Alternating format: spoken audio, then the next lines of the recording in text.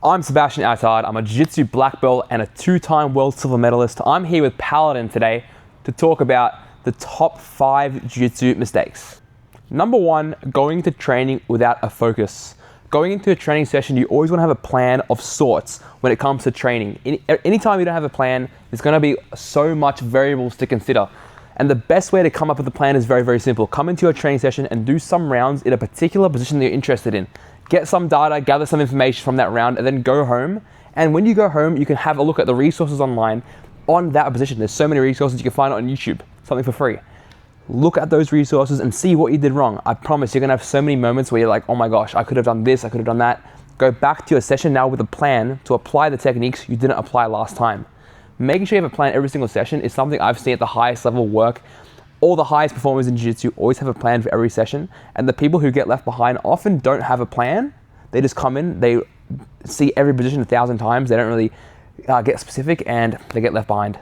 Number 2, not using the best resources available and learning from the best people in the world. It's 2026 now, and there was back in the day, it was very hard. I remember one time John Danaher said, back in the day, their problem was they didn't have enough content to look at. Nowadays, there's too much content to look at.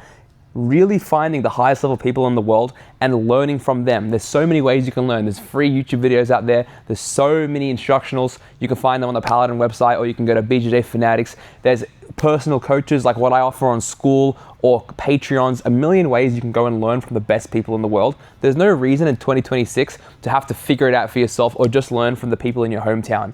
People all over the world are showing such great content, and if you're ignoring the best content in the world and not familiarizing yourself with everything, all the point of views, all the perspectives, getting coaching from the best people in the world, maybe on school or Patreon, you will probably fall behind and you won't be able to progress as fast as you can, especially in this modern era.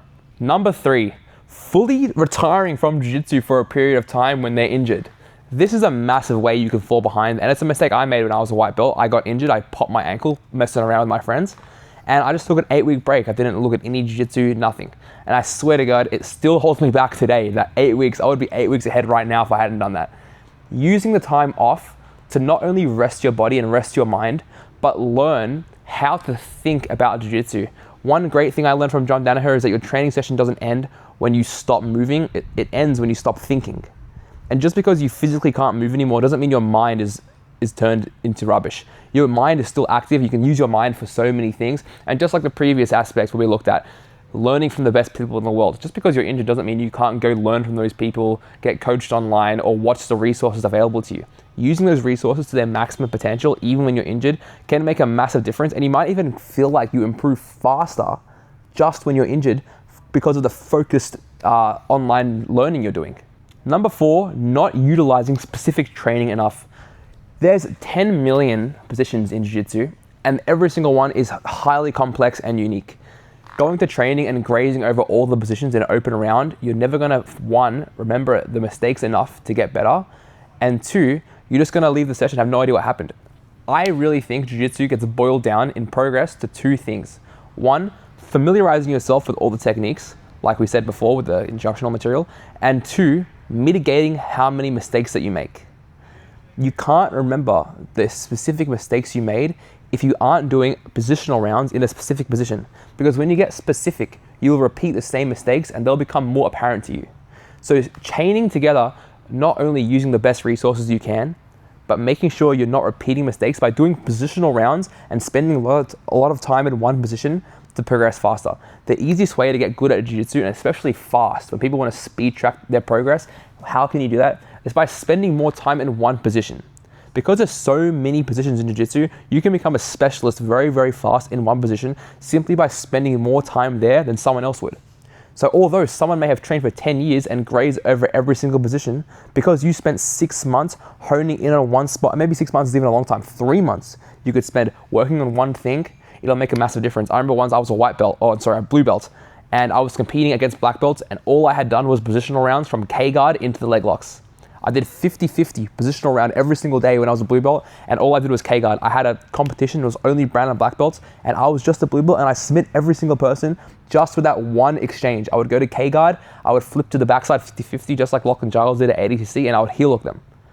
if any other position came up, I probably would have lost because I was so inexperienced. But the fact that I had just done so many positional rounds and such a focused learning in that one position allowed me to win that day. And I carry that philosophy for the rest of my career. I always want to focus on one thing that I'm good at and get so good there that anyone in the world, if I put them in that position, I feel confident I can get it done. Number 5, focusing too much on the outcome of the competition and burning out. I've seen it way too many times. The most talented people train so hard, push themselves so hard, put so much pressure on themselves, compete, and then burn out, and you never see them again. It's very true, the classic quote that it's not about who's good, it's about who's left.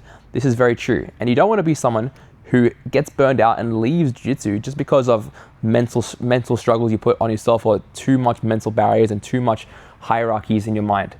When it comes to jiu-jitsu learning, the real aspect of it is to be consistent and obviously to enjoy it. Anytime you burn out, it's gonna hold you back. And it's very, very true. It's not about the flame that shines the brightest, it's the flame that can dimly be lit for a long, long period of time. If you wake up in the morning and you only have 10% to give, don't force yourself to give 100% every single day. It's gonna be impossible. Maybe 10% is your 100% that day. And the most successful people in the world, they all share one trait by far. It's that ability to have that grit, where even if they can only give 10%, they will give that 10%. Because if you have 2 days that you can give 100% and there's no bridge in the middle of poor days where you still tried your best, these 2 days, they're idle. To connect the best days, you have to have the bad days in the middle connecting them.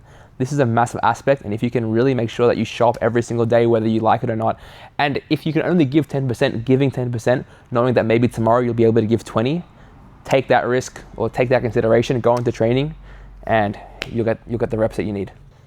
One bonus one that I always see as well, because 5 isn't enough. Hating losing in training and hating getting submitted. This is a classic. And why? Why allow yourself to get submitted? I understand. You want to win every session. Sometimes you go to jiu-jitsu and you're just there to win. I get it. But why would you want to let yourself get submitted? And I'll explain to you right now. The more familiar and comfortable you are in those bad positions, the faster you can progress, especially when you go to competition. And I even had one student recently who they were so worried about leg locks. And in training, they would never let themselves get close to getting leg locked. They would spaz out of the positions. Until they got to competition, they got put in a leg lock position. And they were so unfamiliar and uncomfortable with the position that they got submitted very fast.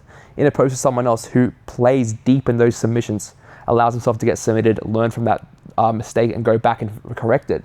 That person can then go into competition, get caught in a late leg entanglement, and they can still escape. The philosophy applies to every position. Allow yourself to get put in bad positions so you're confident everywhere. The more confidence you have in your defense, the more confidence in turn you'll have with your offense. Because you know when your offense fails, if you get forced into a defensive cycle, it's not going to cost you as much as someone else who's scared to play those defensive cycles every day of their life. So make sure, guys, when you're training, you don't just get worried about, am I going to lose? But rather, how much better am I getting from every single session? Those are the top 5 mistakes I see in jiu-jitsu. Thank you so much for watching. I'm Sebastian Attard. You can follow me on Instagram at @ebsays or join my school community in the caption. We'll see you next time.